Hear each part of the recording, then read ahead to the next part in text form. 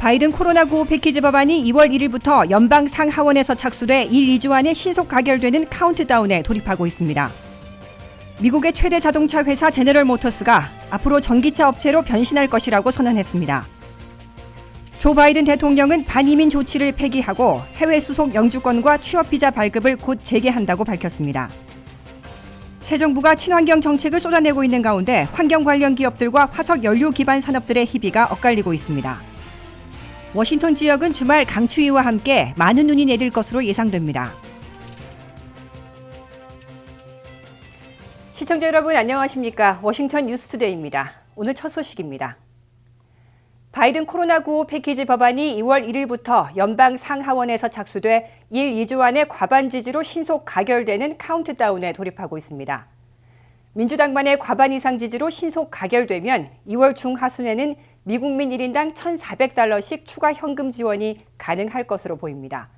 또 3월 중순부터 9월 말까지 연방 실업수당을 주당 $400로 올리는 것은 물론이고 코로나 백신도 획기적으로 확대 공급하게 됩니다. 보도에 한면택 기자입니다.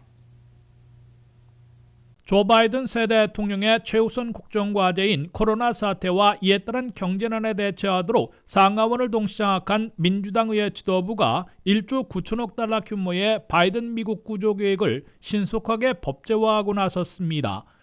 민주당의 낸시 펠로시 하원의장과 척 슈머 상원 대표는 동시에 2월 1일부터 바이든 9억 패키지 법안을 상임위원회에서 다루기 시작해 본회의 표결에 붙일 것이며 특히 단순 과반수 지지만으로 가결할 수 있게 예산 결의안부터 통과시킨 후 예산 조정 룰을 발동할 것이라고 공표했습니다.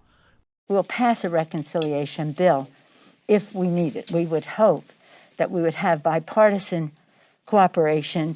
But we're not taking any tools off the table.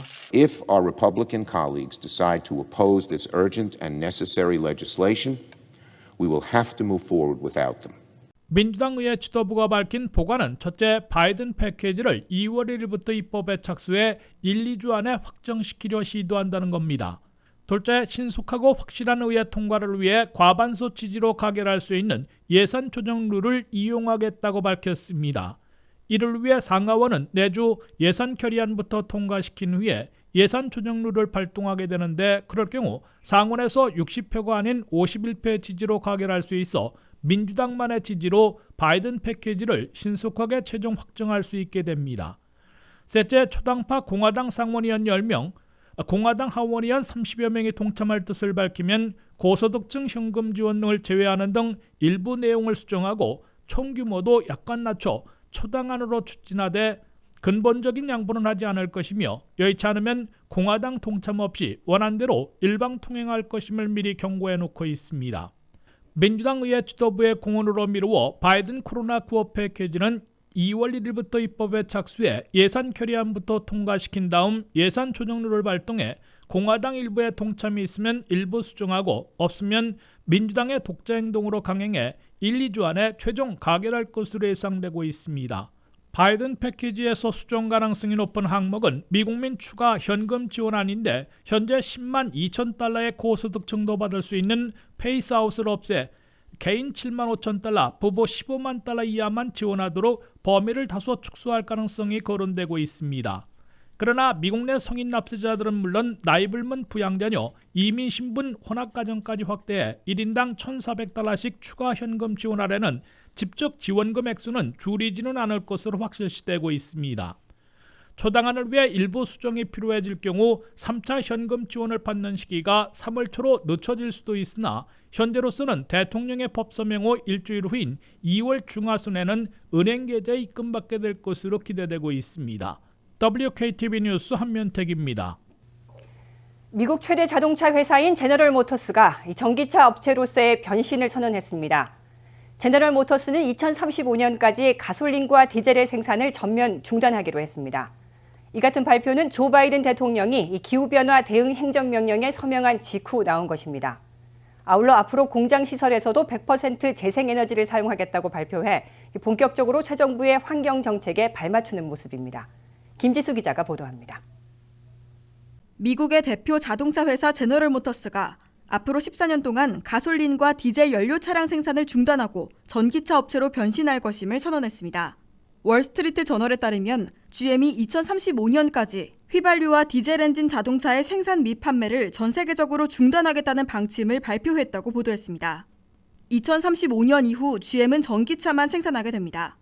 단 상업용 대형 트럭은 2035년 이후에도 판매됩니다. 현재 제너럴 모터스의 매출과 수익의 98%가량은 화석 연료를 사용하는 자동차 판매에서 거둬집니다.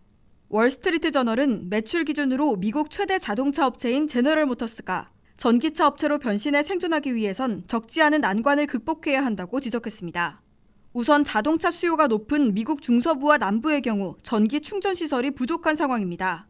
휘발유나 디젤 엔진 자동차보다 전기차가 비싸다는 점도 문제로 꼽히고 있습니다. 제너럴 모터스는 전기차 가격을 좌우하는 배터리의 가격을 낮추기 위해 연구 개발 투자를 늘리기로 했습니다. 현재 제너럴 모터스에서는 배터리의 가격을 60%까지 낮추는 기술을 개발 중입니다. 싸고 성능이 좋은 배터리가 개발될 경우 승용차뿐 아니라 픽업 트럭에도 사용할 수 있을 것이라는 기대가 모아지고 있습니다. 배터리를 비롯해 자율운행 자동차 기술 등 GM이 향후 5년간 R&D에 투입하기로 한 돈은 270억 달러에 달합니다. GM은 전기차를 구입하는 소비자에 대한 정부의 각종 보조도 2035년까지 화석 연료 자동차 생산을 중단하겠다는 목표를 이루는 데 도움이 될 것이라고 설명했습니다. 또한 이와 함께 2040년까지 탄소 배출 제로를 달성하겠다는 목표도 공개했습니다. 판매하는 자동차가 배출하는 탄소뿐 아니라 공장 가동과 영업 등의 과정에서 배출되는 탄소도 없애겠다는 이야기입니다. 지난해 전 세계적으로 판매된 전기 자동차는 220만 대로 전체 자동차 판매 대수의 3% 정도인 것으로 추산됩니다. WKTV 뉴스 김지수입니다. 조 바이든 새 대통령이 대통령 행정명령으로 트럼프 반이민 정책을 폐기합니다. 코로나 사태를 이유로 중단시킨 해외 수속자들의 영주권 이민 비자와 취업 비자의 발급도 곧 재개할 것으로 예고했습니다. 바이든 새 대통령은 당초 오늘로 예정돼 있던 이민 정책 관련 행정명령 서명을 다음 주로 미뤘지만 중단돼 있는 해외 수속 합법 영주권과 취업 비자 신청과 발급은 곧 재개하겠다고 밝혔습니다. 보도에 한면택 기자입니다.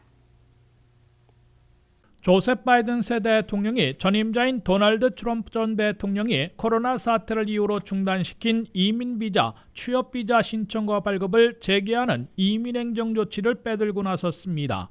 바이든 대통령은 트럼프 반이민 조치로 꼽히고 있는 코로나 사태에 따른 이민 비자, 취업 비자 발급 중단 포고령을 모두 폐기하는 대통령 행정명령에 내주 서명할 것으로 백악관이 밝혔습니다.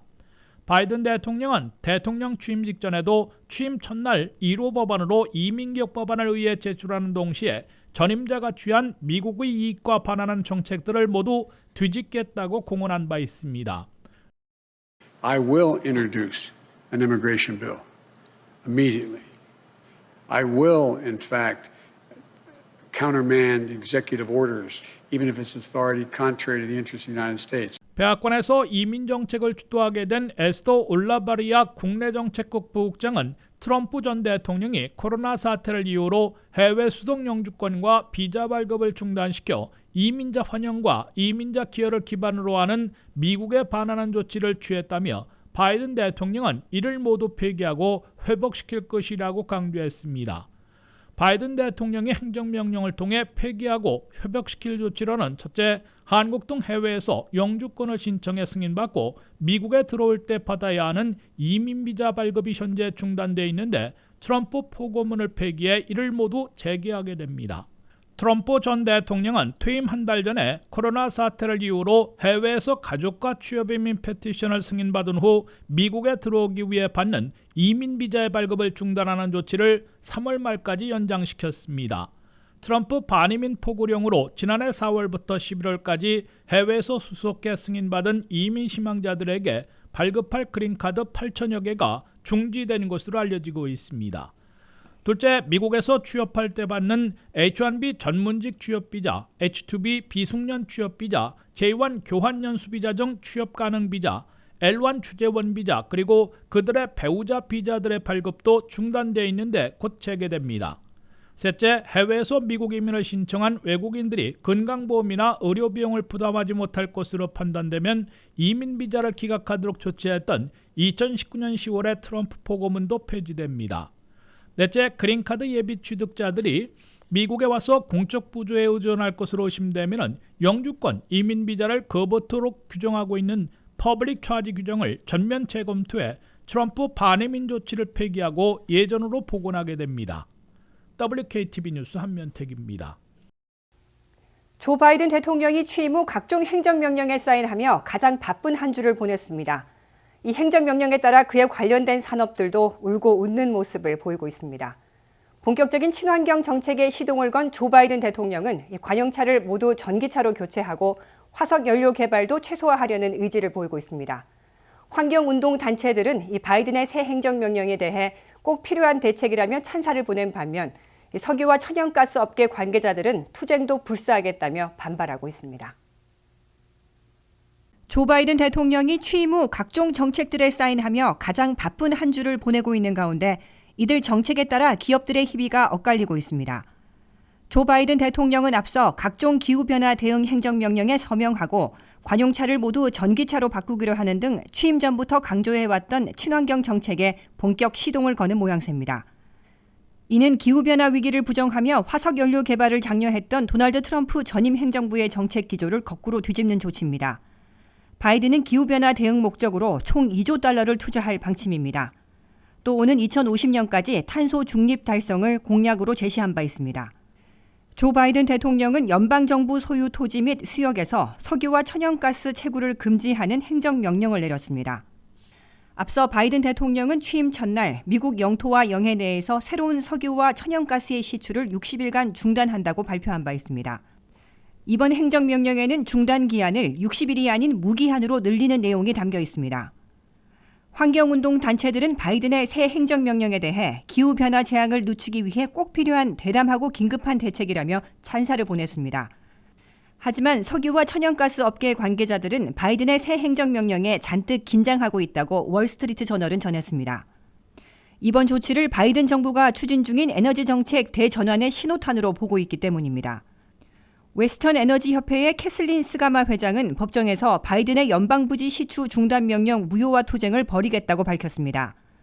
현재 미국 연방부지에서 채굴되는 화석연료의 규모는 미 내륙 전체 생산량의 9% 정도입니다. 대부분은 주나 민간 소유지 단위에서 화석연료 채굴이 이루어지고 있어 당장 생산량이 급감하지는 않습니다. 바이든 행정부의 존 케리 기후특사는 이날 미국 내부에서 석유와 석탄, 가스오염을 줄이려는 노력을 할 뿐만 아니라 전 세계 모든 이들이 함께하도록 압박할 것이라고 말했습니다. 미국이 국제기후변화 대응 분야에서 다시 선도적 역할을 하겠다는 점을 분명히 한 겁니다. 존 케리 기후변화 특사는 또 지구의 날인 오는 4월 22일 각국 정부가 참여하는 국제기후정상회의를 개최할 것이라고 밝혔습니다. 올해 워싱턴 지역은 유독 따뜻한 겨울을 보내고 있는데요. 주말에는 춥고 눈도 많이 내릴 것으로 보입니다. DC와 메릴랜드 및 버지니아에서는 일요일 아침 눈이 많이 내려 곳곳이 겨울왕국이 된 모습을 볼 수 있겠습니다. 월요일까지 곳곳에서 눈이나 비가 계속될 것으로 보이는데요. 월요일 출근길은 조금 서두르는 것이 좋겠습니다. 2년 만에 워싱턴 지역에 가장 많은 눈이 내릴 것으로 보입니다. 이번 눈은 일요일에 시작돼 지역에 따라 3인치 이상 쌓이는 곳도 있겠습니다. MBC4에 따르면 워싱턴 지역에 최소 1인치 이상 눈이 올 확률이 99%라고 보도했습니다. 일요일 밤에는 총 3에서 5인치가 내릴 것으로 예상됩니다. 주말은 춥고 화창하며 건조하게 시작되겠습니다. 금요일은 낮에는 화씨 20도, 밤에는 10도 정도로 매서운 추위가 예상됩니다. 토요일은 바람이 그치고 최고 기온이 화씨 32도에서 37도 정도로 추위가 다소 누그러들겠습니다. DC와 메릴랜드 및 버지니아에서는 일요일 아침에 눈이 많이 내려 설원의 모습을 보일 것으로 예상됩니다. 월요일까지 밤새 비가 내릴 가능성이 있으며 곳곳이 얼어붙을 것으로 보입니다. 월요일 아침까지 눈과 얼음의 영향으로 도로 곳곳이 얼어붙어 교통체증이 예상됩니다. 각 지역 교육고에서는 온라인 수업마저 취소할 가능성이 있습니다. 다가올 눈폭풍은 두 가지 양상을 보일 가능성이 높습니다. 일요일 대부분의 지역은 눈으로 덮일 것으로 보입니다. 일요일 해가 질 때까지 대부분의 워싱턴 지역은 최소 2인치 이상 눈이 내릴 것으로 보이지만 곳곳에 따라 5인치에서 6인치 이상 내리는 곳도 있겠습니다. 월요일에는 DC의 남쪽과 동쪽에서 다시 눈이 내리기 전에 비가 내릴 것으로 보입니다. 덜러스 서쪽과 게이더스버그 북쪽 지역의 경우 일요일부터 월요일까지 지속적으로 눈이 내려 총 적설량이 10에서 12인치가 될 수도 있겠습니다. DC와 인근 교외 지역은 최대 4에서 8인치까지 눈이 쌓일 확률이 높습니다. 메릴랜드 남부는 오랜 기간 눈과 비가 섞여 내릴 것으로 보이는데 총 적설량은 4인치 이하가 될 것으로 보입니다. 폭풍우 가능성은 월요일과 화요일 아침까지 계속됩니다. 다음 주가 시작되는 월요일 아침 기온은 영하로 내려가지는 않을 것으로 보이지만 도로에 얼음과 눈이 뒤섞여 교통체증이 생기는 곳이 늘 것으로 예상되는 만큼 월요일 출근길은 조금 서두르는 것이 좋겠습니다.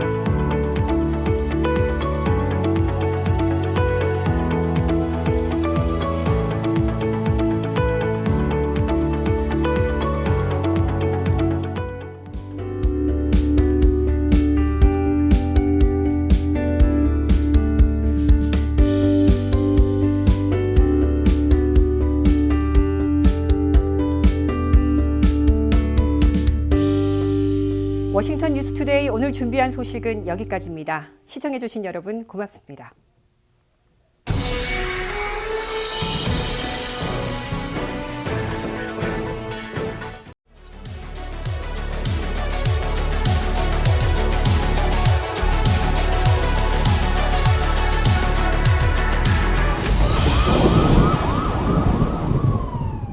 차량 구매를 위해 한인분들이 많이 찾는 이곳, 바로 빌페이지 토요다를 찾아왔습니다.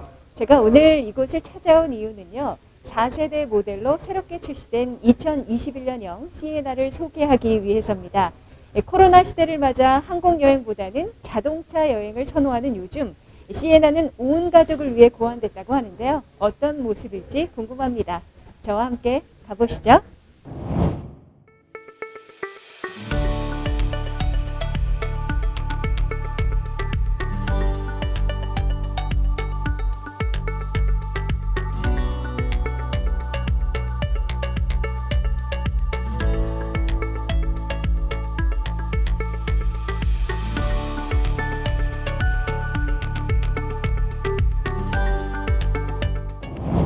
네, 줄리박 매니저님과 함께 새로 출시된 2021년형 시에나 모델에 대한 모든 것들을 한번 알아보도록 하겠습니다. 안녕하세요. 네, 새로 출시된 2021년형 시에나 모델은 예전 모델과 비교했을 때 어떤 차이점들이 있을까요? 일단 차이점이라고 하면 굉장히 많이 바뀐 거는 아예 리디자인 됐다는 면이 있고요. 인테리어, 익스테리어, 뭐 내부, 외부가 완전히 바뀌었어요. 그리고 또 다른 점은 이제 넌 하이브리드가 없고요. 가스차로는 안 나오고요. 이제 온리 하이브리드로 나온다는 점이 있습니다. 네, 새롭게 바뀐 이 시에나는 하이브리드 모델로만 나왔다고 하는데 이유가 뭘까요?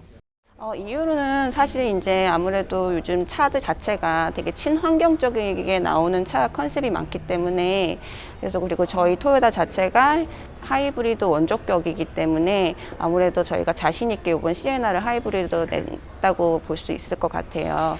그리고 뭐 일단 마일리지 면에서도 굉장히 너무 좋으니까. 그래서 어떤 손님들께서는 예전에 넌 하이브리드 예전 모델이 더 좋다 이런 분이 계세요. 근데 사실상 이제 하이브리드 차 타보신 분들은 연비 면에서 너무 좋기 때문에, 그래서 어떻게 보시면은 요번이 굉장히 하이브리드 만약에 예전에 안 끌어보셨던 분들은 굉장히 좋은 기회라고 볼 수 있을 것 같습니다. 네, 새로 나온 시에나의 최대 장점은 어떤 것들이 있을까요? 제가 생각하는 최대 장점은 예전에 그 미니밴이라 그러면은 약간 그 디자인 면에서 약간 채워주지 못하는 약간 20% 30% 약간 그런 면들이 있었잖아요. 근데 저희 시에나 요번에 나온 시에나는 디자인 면에서 굉장히 럭셔리하고 스포리하고 젊으신 분들이 정말 좋아하게끔, 그리고 SUV를 약간 연상시키는 그런 디자인으로 나왔어요.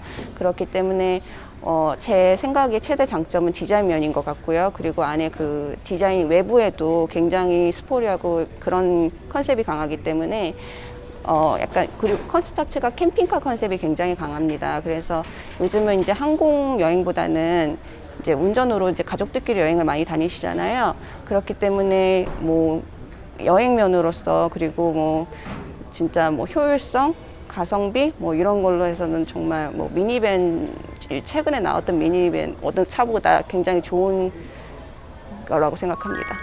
네, 션박 매니저님과 함께 자동차 구매에 대한 부분들을 알아보도록 하겠습니다. 네, 안녕하세요. 네, 여전히 코로나로 어려운 상황인데요. 2021년 새해를 맞이해서 자동차를 구입하시려고 하시는 분들에게 빌페이지 토요다는 어떤 도움을 좀 주고 있나요? 일단은 2021년 새해가 시작이 됐고 그 다음에 아직 팔리지 않은 2020년 모델이 남아있는 경우가 있는데요. 그 차량들을 다 소진을 해야 되기 때문에 저희 딜러십에서는 더 많은 디스카운트를 드릴 수가 있고요. 2020년 모델을 구입하시는 경우에. 그리고 캠리 같은 경우 지금 72개월까지 무이자 할부도 가능하고요. 또는 3,000불에 가까운 리베이트도 있기 때문에 2020년 남아있는 모델을 구입하시는 분들에게 아주 최적의 시기라고 생각이 됩니다. 네, 요새 하이브리드 모델들이 참 많이 나왔는데 하이브리드 자동차를 구입했을 때 어떤 혜택이 있고 좋은 점은 무엇이 있을까요? 저도 하이브리드를 타고 다니고요. 지금 하루에 60마일 정도 커밋을 하고 있는데요. 일단 가스 마일리지가 아주 잘 나오기 때문에 그만큼 이득을 보실 수가 있고요. 그리고 차량이 조금 더 부드럽게 움직이기 때문에 승차감에 있어서도 훨씬 더 좋은 느낌이 있고요. 그리고 이제 앞으로는 점점 더 하이브리드가 대세라고 얘기를 하는 것처럼 환경이라든지 이런 것들에 대한 도움이 있어서 한동안은 버지니아의 HOV를 혼자서 운전할 수 있게 하는 그런 정책도 있었었거든요. 지금은 이제 조금씩 하이브리드가 워낙에 많아지다 보니까 조금씩 쇠퇴해 가고 있는 그런 느낌이긴 한데요. 그래도 계속 이제 그리고 토요타가 아마 2027년부터는 하이브리드만 만들겠다라고 얘기를 한 바가 있기 때문에 지금 이제 벤자라는 차량 그리고 시에나 한국 분들 많이 타고 다니시는 시에나 같은 경우는 하이브리드만 나오게 돼요. 그러니까 조금 더 환경적으로 봤을 때 그리고 가스 마일리지 절약하는 부분 이런 것들에 있어서 큰 장점이라고 볼 수 있습니다.